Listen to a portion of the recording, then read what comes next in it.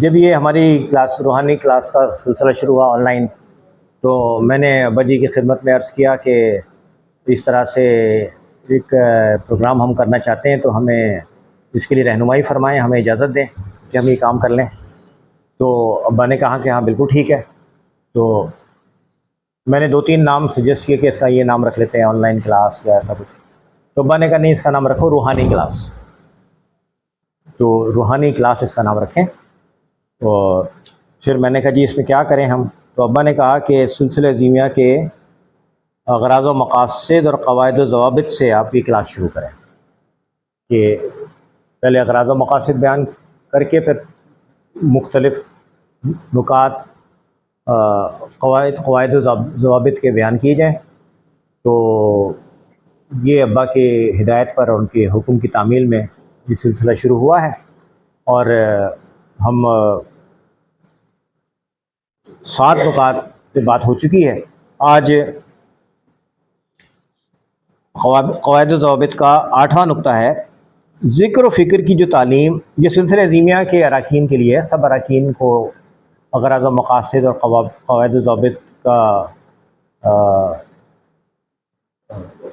یکسوئی کے ساتھ مطالعہ کرنا چاہیے، ان کو ذہن نشین کرنا چاہیے، اور گاہے بگاہے ان کا مطالعہ کرتے رہنا چاہیے۔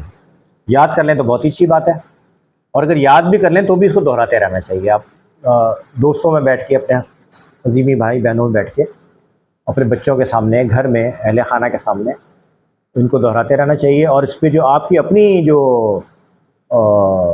رائے ہے یا اپنی جو انسائٹ ہے وہ بھی آپ بیان کریں اپنے بچوں کے سامنے یا اپنے احباب کے سامنے، کہ دیکھو جی ہمارا سلسلہ اس بارے میں، ہمارا سلسلہ ہمیں یہ ہدایت کرتا ہے۔ اور اس کی کچھ شرح جو ہے میں نے آپ کے سامنے بیان کی ہے 7 نکات تک کی۔ 8واں نقطہ ہے ذکر و فکر کی جو تعلیم اور ہدایت دی جائے ان پر پابندی سے عمل کریں اور مراقبے میں کوتاہی نہ کریں۔ ایک تو بات یہ ہے کہ دیکھیں، ہر سلسلے نے کچھ نہ کچھ اپنے اسباق مقرر کیے ہیں، کچھ مشاغل یا مشقیں کی ہیں۔ تو سلسلہ ازیمیہ نے اس حوالے سے جس مشق پر زیادہ زور دیا ہے اس کا نام ہے مراقبہ۔ اور مراقبے کا ایک آسان الفاظ میں مراقبے کا مطلب ہے ذہنی یکسوئی حاصل کرنے کی ایک مشق، کہ ذہنی یکسوئی کیسے حاصل کی جائے، اس کے لیے مراقبہ ہے۔ تو ایک تو یہ ہے کہ ذہنی یکسوئی حاصل کی جائے، یہ تو ایک کہنا چاہیے کہ ایک براڈ ڈیفینیشن ہو گئی۔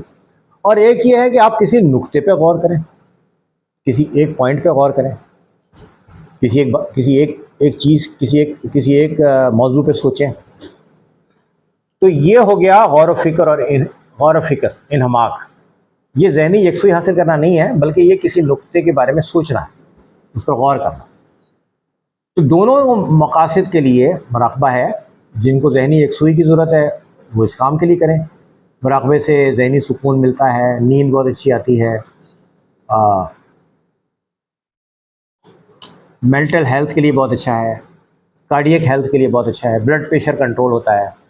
یہ ایسی باتیں ہیں کہ جو ڈاکومنٹڈ ہیں، یعنی یہ نہیں کہ یہ ایسی کہی جا رہی ہیں، بلکہ یہ باقاعدہ ریسرچ کے بعد یہ ڈاکومنٹڈ ہیں یہ باتیں۔ اچھا، ہم میں سے بہت سارے لوگوں نے خود تجربہ کیا ان باتوں کا۔ میرا تعلق چونکہ علاج معالجے سے ہے، تو میں نے ڈپریشن کے مریضوں کو، اسٹریس کے مریضوں کو، یا اور دوسرے ہائی بلڈ پریشر کے مریضوں کو، کئی لوگوں کو مراقبے کے لیے کہا کہ آپ یہ مراقبہ کیجئے۔ اور اس کے ساتھ دوسرا علاج معالجہ بھی ہوا، لیکن وہ علاج معالجہ پہلے بھی چل رہا تھا ان کا، تو مراقبے سے بڑے اچھے نتائج بنے۔ نیند کی کمی، گہری نیند نہ آنا، اس میں مراقبے سے بڑے اچھے نتائج ملے۔ تو ایک تو مراقبہ یہ ہے جو آپ اس کی یہ کہہ لیں کہ اس کی ایک تھیراپیوٹک ویلیو ہے۔ ایک یہ ہے کہ جو اس کی ایک روحانی ویلیو ہے۔ تو ہم کسی بھی پوائنٹ آف ویو سے دیکھ لیں، مراقبے میں فائدہ ہی فائدہ ہے۔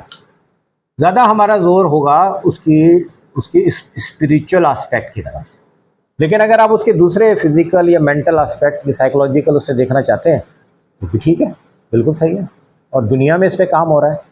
اور اس سے بڑے بڑے پیپرز چھپ رہے ہیں، بڑی بڑی بکس چھپ رہی ہیں. ہمارا زیادہ فوکس جو ہے وہ اسپریچول اسپیکٹ پر ہے. اور جیسا میں نے آپ سے کہا کہ ہماری ایک ہماری باطنی نظر ہے، ایک ہماری روحانی نظر ہے، اور ہمارے جین میں کچھ ایسی معلومات ہیں جو ہم سے ہڈن ہیں، اور یوں کہہ لیں کہ وہ ہمیں یاد نہیں ہے، ہماری یادداشت میں نہیں ہے. یعنی ہماری ڈیپ میموری میں موجود ہیں لیکن امیجیٹ میموری میں وہ نہیں ہے. بہت ساری باتیں ہوتی ہیں نا جو آپ کے سامنے ہوتی ہیں، پھر وہ آپ کے ذہن کے بہت اندر پس پردہ چلی جاتی ہیں، لیکن ہوتی تو ہے نا، وہ کبھی بھی ریکالنگ یا ریسرفیس ہو سکتی ہے. تو مراقبے کے ذریعے ہم اپنی بہت ساری روحانی صلاحیتوں میں بھی اضافہ کر سکتے ہیں. اور مراقبے کے ذریعے آپ کو یہ جو اس طرح کے فائدے لینے ہیں، نیند اچھی آئے، ذہنی صحت اچھی ہو، یہ بھی ہے. بچوں کا پڑھائی میں دل نہیں لگ رہا، ان کو تھوڑا سا اس طرف لگا دیا تو ان کی کنسنٹریشن اچھی ہو گئی. اس طرح کی چیزیں بھی ہم کر سکتے ہیں. سلسلہ عظیمیہ نے مراقبے پہ زیادہ زور دیا ہے، اور اس سے مقصد اس ایکسرسائز سے مقصد سلسلہ عظیمیہ کے بزرگوں کا یہ ہے کہ میری صلاحیتوں میں اضافہ ہو، مختلف صلاحیتیں جو مجھے موجود ہیں ان میں اضافہ ہو. زیادہ ہماری خواہش ہے کہ روحانی صلاحیت میں اضافہ ہو. اب اس کے لیے ضروری ہے کہ میرے کام میں ایک کنسسٹنسی ہو، میری کام میں کنسسٹنسی ہو. اگر آپ ورزش شروع کریں، آپ نے ورزش شروع کی، 4 دن جا کے ورزش کی، 5 دن ارے یار چھوڑو آج چھوڑ دیتے، تو 6 دن بھی ناغا ہو جائے گا. 7ویں دن پھر چلے گئے ورزش کرنے، 2 دن کی پھر چھوڑ دی. تو کنسسٹنسی نہ ہونے سے جو 10-12 دن جو ورزش کی ہے اس کے نتائج بھی ضائع ہو گئے. تو دنیا کا کوئی بھی کام ہو، کسی بھی نوعیت کوئی کام ہو، اس کے لیے کنسسٹنسی ضروری ہے، اس کے لیے مستقل ہونا ضروری ہے. نبی کریم علیہ الصلوۃ والسلام نے فرمایا ہے کہ کوئی بھی عمل اچھا ہے، کوئی بھی عمل خواہ تھوڑا ہی ہو، بہت اچھا ہے اگر وہ مستقل ہو. یعنی کنسسٹنسی جو ہے نا وہ تھوڑے والیوم کو یا تھوڑے کانٹینٹ کو بھی نتائج کے لحاظ سے بہت بڑا اور اچھا کر دیتی ہے. لیکن اگر کنسسٹنسی نہ ہو، ایک دن بہت سارا کام کر لیا، اگلے دن تھکے بیٹھ گئے، تو پہلے دن کی محنت بھی ضائع چلی جاتی ہے. تو ایک تو یہ سمجھ لیجئے کہ ہمیں جو سلسلے نے ہمیں اسباق دیے ہیں، ان اسباق میں ہمیں ان میں پابندی کرنی ہے. کیوں؟ تاکہ اس کے جو مطلوبہ نتائج ہیں وہ ہمیں مل سکیں. مثال کے طور پہ ذکر ہے یا حیو یا قیوم، یا اور کچھ اذکار آپ کو دیے گئے. ہر اسم کی، ہر ورد کی کچھ نہ کچھ نورانیت ہوتی ہے، اس کی ایک نورانیت ہوتی ہے، اس کا ایک نور ہوتا ہے، تو اس کا ایک نورانی امپیکٹ ہوتا ہے. اگر کنسسٹنسی نہیں ہوگی تو وہ نورانی امپیکٹ میرے وجود کا اور میری سوچ کا اور میرے فکر کا حصہ نہیں بنے. تو ذکر و فکر سے مراد یہ ہے کہ ایک تو یہ کہ اللہ تعالیٰ کی طرف ایک لنکیج بنے، اللہ تعالیٰ کے ساتھ ایک لنکیج بنے، اور میرا ذہن ہمہ وقت اللہ کی طرف متوجہ رہے. یعنی میں کوئی بھی کام کر رہا ہوں، میں اپنے گھرداری کے کام ہیں، دفتر کے کام ہیں، سوسائٹی کے کام ہیں، یعنی کوئی پروفیشنل رسپانسبلٹیز ہیں، سوشل رسپانسبلٹیز ہیں، ڈومیسٹک ہیں، کوئی بھی ہے، ذہن اللہ کی طرف لگا رہے، اللہ سے تعلق رہے. تو ذکر و فکر کا ایک مقصد یہ ہے. ایک مقصد یہ ہے کہ اس کے ذریعے میری تطہیر ہو، کلینزنگ ہو، صفائی ہو. جب میں اللہ کا کوئی کلام پڑھتا ہوں تو اس کلام کے اثرات کلینزنگ کی صورت میں بھی ظاہر ہونے چاہیے. یعنی میرے اندر سے غلط طرز فکر نکل جائے اور اس کی جگہ ایک اچھی پازیٹیو طرز فکر میرے سوچ کا حصہ بنے. اور ہر چیز اس سے لنک ہے کہ اللہ سے تعلق رہے. ذہنی اور قلبی طور پہ اللہ تعالیٰ کے ساتھ ہم تعلق میں رہیں. تو اس کے لیے جو ذکر و فکر کی آپ کو ہدایت دی گئی ہیں، جو تعلیم اور ہدایت دی ہیں، اس پہ ہمیں پابندی سے عمل کرنا ہے اور مراقبے میں کوتاہی نہیں کریں. اگر کنسسٹنسی نہیں ہوگی تو تھوڑا کیا ہوا یا زیادہ کیا ہوا، کنسسٹنسی نہ ہونے سے وہ ضائع ہو جائے گا، اس کے اثرات مرتب نہیں ہوں. تو یہ بات کا خیال رکھیں. اللہ تعالیٰ کے ساتھ تعلق رہنا وہ انسان کو کئی لحاظ سے فائدہ پہنچاتا ہے. اس کی جو سب سے ایک اہم بات ہے وہ ہے sense of protection. Sense of protection. ہم دنیا میں نکلتے ہیں، مسئلے مسائل کا بھی سامنا ہوتا ہے، مشکلات بھی آتی ہیں، کوئی مصائب بھی آ سکتے ہیں، کوئی تکلیفیں واقعات بھی ہو سکتے ہیں، کبھی ہمیں کسی قسم کا خوف ہو سکتا ہے. اگر آپ کو آپ کے ادارے نے کسی کام سے بھیجا ہو، آپ کا کوئی ادارہ ہے آپ کو وہ کام سے بھیجتا ہے اور وہاں پہ آپ کو کوئی پرابلم آتی ہے، تو آپ اپنے ادارے سے رابطہ کرتے ہیں، تو وہ کہتے ہیں نہیں تم فکر نہیں کرو اور تم اس کے بعد تم یہ کام کرو، اگلا اسٹیپ یہ کرو. تو آپ بولتے ہیں ٹھیک ہے، پیچھے میرے ادارے نے مجھے بولا ٹھیک ہے. جس کا ادارہ جس نوعیت کا اسٹرانگ ہوتا ہے، وہ اس سے اتنی ہی زیادہ تقویت پا رہا ہوتا ہے. یہ ہم دنیا میں دیکھتے ہیں نا یہ چیزیں. یا اسی طرح کوئی بچہ ہے، وہ کہیں باہر جاتا ہے، اس کو کوئی مشکل ہوتی ہے، پیچھے وہ اپنے والد صاحب کو فون کرتا ہے یا والدہ کو، وہ کہتے ہیں ٹھیک ہے اوکے فکر نہیں کرو، ٹھیک ہے آپ بے فکر ہو جاؤ. تو بچہ جو ہے بے فکر ہو جاتا ہے. خاتون خانہ نکلی، وہاں کوئی مسئلہ ہوا، انہوں نے اپنے شوہر کو فون کیا، شوہر نے کہا نہیں ڈونٹ وری فکر نہیں کرو. تو اب بندہ ریلیکس ہو جاتا ہے نا. کیوں ریلیکس ہو جاتا ہے؟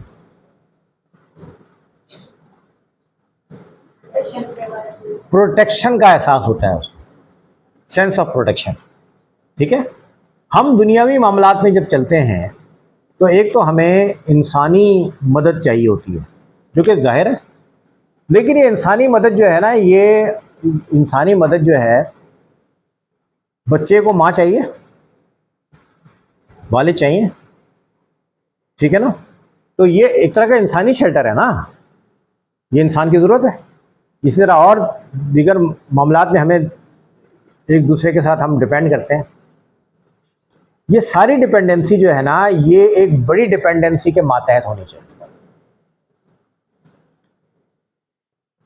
جب کسی کو یہ احساس ہو کسی مشکل میں کہ اللہ میرے ساتھ ہے اور میں اللہ کی پروٹیکشن میں ہوں، تو بڑی سے بڑی مشکل میں وہ مایوس نہیں ہوتا.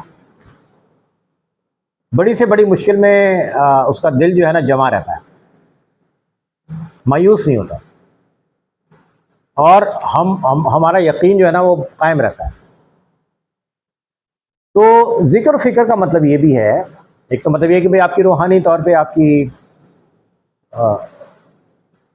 نظر کھلے، اللہ تعالیٰ سے لنکیج ہو. اللہ تعالیٰ سے لنکیج کا نتیجہ یہ ہے کہ آپ کو اللہ تعالیٰ کی پروٹیکشن میں رہنے کا آپ کو فیل ہو رہا ہو کہ میں اللہ تعالیٰ کی پروٹیکشن میں ہوں. دیکھیے غار ثور میں نبی کریم علیہ الصلوۃ والسلام جب مکہ سے مدینہ ہجرت کے دوران کچھ عرصہ وہاں قیام پذیر رہے، تو کفار مکہ وہاں تک پہنچ گئے تھے.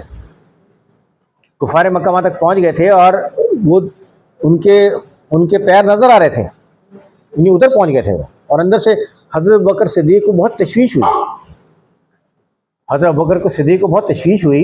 انہوں نے کہا یہ تو آ گئے، یہ تو یہاں تک آ گئے. اگر وہ ذرا سا نیچے جھانک لیتے تو ان کو نظر آ جاتے کہ جن کو ڈھونڈ رہے ہو تو یہاں ہے. تو حضرت بکر صدیق کو بہت تشویش ہوئی. تو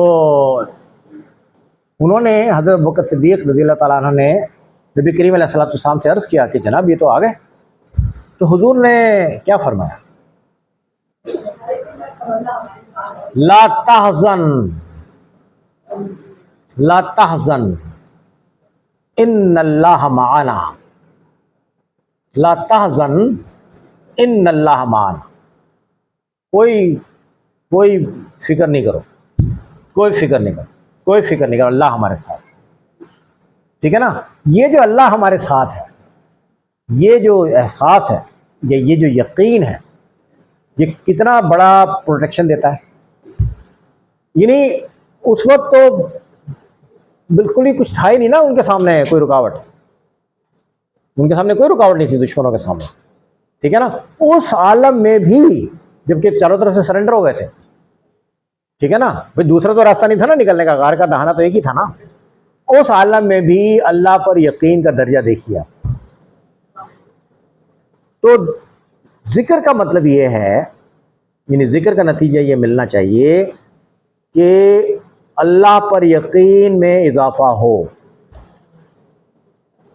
عظیمی لوگوں میں، ہمارے سلسلے کے بھائیوں بہنوں میں اللہ پر یقین جو ہے وہ بڑھتا چلا جائے، توحید پر یقین بڑھتا جائے، توحید پر ایمان بڑھتا جائے، اور اللہ تعالیٰ پر یقین بڑھتا جائے کہ میں اللہ کی پروٹیکشن میں ہوں۔ اللہ کی پروٹیکشن میں ہونے کا احساس مجھے مایوسی سے بچاتا ہے، مجھے انٹیکٹ رکھتا ہے ذہنی طور پہ، قلبی طور پہ، اور پھر انسان بہتر کچھ باتیں سوچ سکتا ہے۔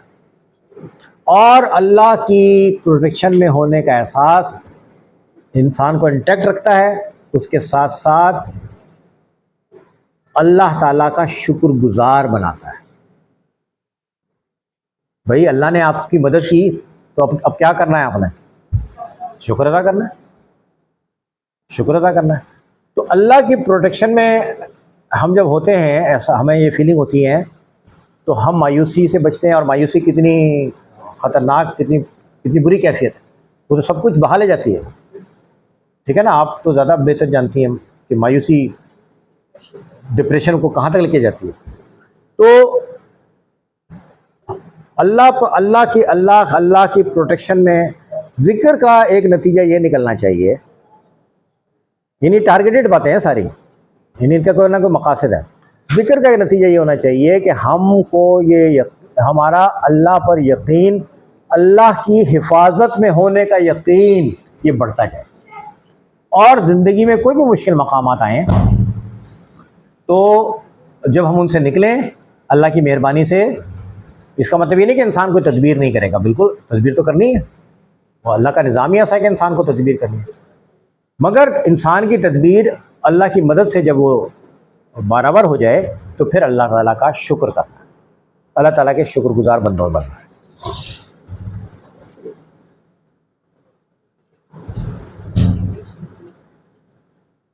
ٹھیک ہے جی۔ مراقبے کا مطلب یہ ہے کہ مراقبے کے ذہنی، جسمانی، سائیکلوجیکل فوائد بھی ہیں، اگر آپ اس کے لیے کریں اوکے۔ مراقبے کا اسپریچول یا روحانی اسپیکٹ بھی ہے، وہ اگر ہم نے اس مشق کو ٹارگیٹڈ کیا کہ بھئی ہمیں یہ مقاصد لینے ہیں، تو ہم اپنے آپ کو مانیٹر کر سکتے ہیں کہ میں ٹھیک مراقبہ کر رہا ہوں کہ نہیں کر رہا، میں ٹھیک طرح سے مجھے اس مشق کے نتائج مل رہے ہیں کہ نہیں مل رہے۔ اور اگر میں ایک کام کو کیے چلے جا رہا ہوں اور میں نے اس کے مقاصد کا کوئی تعین نہیں کیا، تو بھی وہ ایک ایسی مشق ہوگی جس میں میں نہیں جان پاؤں گا کہ میں اس مشق کو ٹھیک طرح کر رہا ہوں کہ نہیں کر رہا۔ مقاصد سے جب آپ لنک کرتے ہیں تو آپ کو یہ بھی پتہ چلتا ہے کہ میرے سے غلطی کہاں ہو رہی ہے۔ بعض اوقات ہم کوئی کام کر رہے ہوتے ہیں لیکن وہ غلط کر رہے ہوتے ہیں، اور ہم سب کہتے ہیں یار ہم تو بڑی ایفرٹ کر رہے ہیں، لیکن دراصل ہم غلط کر رہے ہوتے ہیں۔ تو مقاصد کو سامنے رکھ کے جب ایک مشق کی جائے تو پھر ہمیں پتہ چلتا ہے کہ میں وہ مشق ٹھیک طرح کر رہا ہوں کہ نہیں کر رہا ہوں۔ میرے سامنے میری غلطیاں آتی ہیں، میں ان کو کریکٹ کرتا ہوں اور صحیح طور پہ مشق شروع کرتا ہوں، تو پھر اس کے نتائج مجھے ملتے ہیں۔ تو ہمیں ہمیشہ مقررہ نتائج سامنے رکھنے چاہیے، اور یہ اپنا جائزہ لینا چاہیے کہ مجھے وہ نتیجہ مل رہا ہے یا نہیں مل رہا۔ ٹھیک۔ اگلا نقطہ ہے جناب، قرآن پاک کی تلاوت کریں، معنی اور مفہوم پر غور کریں۔ ایک تو بابا جان بار بار آپ سے یہ فرماتے ہیں کہ قرآن پاک ترجمے کے ساتھ پڑھیے. دیکھیں ہم لوگ جو ہے نا نان عربک لوگ ہیں, ہمیں عربی نہیں آتی, تو ہم جب قرآن پاک پڑھیں گے تو اللہ کیا کہہ رہا ہے ہمیں اس کو جاننے کے لیے اس کا ترجمہ پڑھنا ہوگا. قرآن پاک کا ترجمہ ضرور پڑھا جائے. اور کل بھی بابا جان نے یہ کہا کہ یہ بات بار بار دہرایا کرو کہ دیکھیے قرآن کی آیات جب ہم پڑھتے ہیں تو اس میں کئی الفاظ ایسے ہیں جو اردو میں استعمال ہوتے ہیں. کتنے % الفاظ اردو میں بولتے ہیں؟ تو کون سا لفظ ایسا ہے جو آپ اردو میں نہیں بولتے؟ زیادہ تر لفظ تو آپ اردو میں بولتے ہیں. تو آپ کو اس کا بابا جان سے کل میرے سامنے مجھے کہا کہ دیکھو سورہ فاتحہ ہے, اب الحمد رب عالمین, تو مالک یوم الدین, مالک ایاک نعبد صراط مستقیم, کون سا ورڈ ہے جو آپ نہیں جانتے؟